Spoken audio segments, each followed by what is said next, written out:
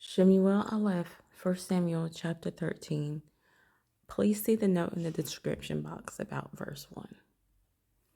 Saul was years old when he began to reign, and when he had reigned 2 years over Israel, Saul chose for himself 3,000 men of Israel, and 2,000 were with Saul in Michmash and in the mountains of Bethel, and 1,000 were with Jonathan in Gibeah of Benjamin.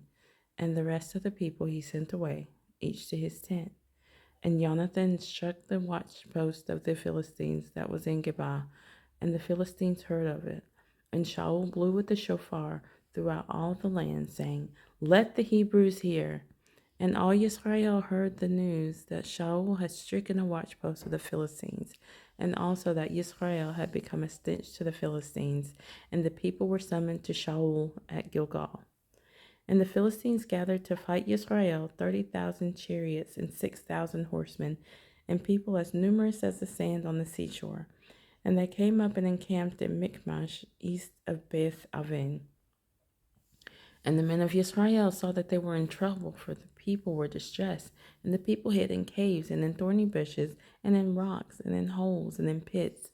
And some Hebrews passed over the Jordan to the land of Gad and Gilead. But Shaul was still in Gilgal, and all the people followed him, trembling. And he waited for 7 days, according to the appointment with Shemu'eel. But Shemu'eel did not come to Gilgal, and the people were scattered from him. And Shaul said, "Bring an ascending offering and peace offerings here to me." And he offered the ascending offering. And it came to be, as he had finished offering the ascending offering, look, Shemu'eel came. And Shaul went out to meet him, to bless him. Then Shemu'eel said, "What have you done?"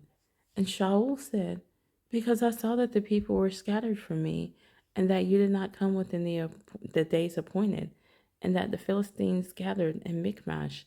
So I said, the Philistines are going to come down on me at Gilgal, and I have not appeased the face of Yah. So I felt compelled and offered an ascending offering." And Shemuel said to Shaul, "You have been foolish. You have not guarded the commandment of Yah your Elohim, which he commanded you.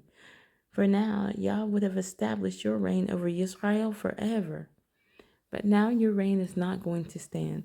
Yah shall seek for himself a man after his own heart, and Yah shall command him to be leader over his people, because you have not guarded what Yah commanded you." And Shemuel arose and went up from Gilgal to Gibeah of Benjamin. And Shaul mustered the people who were present with him, about 600 men. And Shaul and Jonathan his son, and the people who were present with them remained in Gibeah of Benjamin, while the Philistines camped in Michmash. And from the camp of the Philistines raiders went out in 3 companies.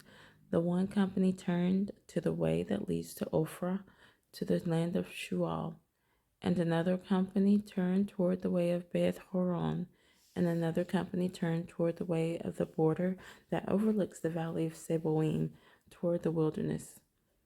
Now no blacksmith could be found in all the land of Israel, for the Philistines said, "Lest the Hebrews make swords or spears." And all Israel went down to the Philistines, each one to sharpen his plowshare, and his mattock, and his axe, and his sickle. And the charge was a pim for the plowshares, and the mattocks, and the forks, and the axes, and to set the points of the goads. And it came to be on the day of battle that there was neither sword nor spear found in the hand of any of the people who were with Shaul and Jonathan, but they were found with Shaul and Jonathan his son.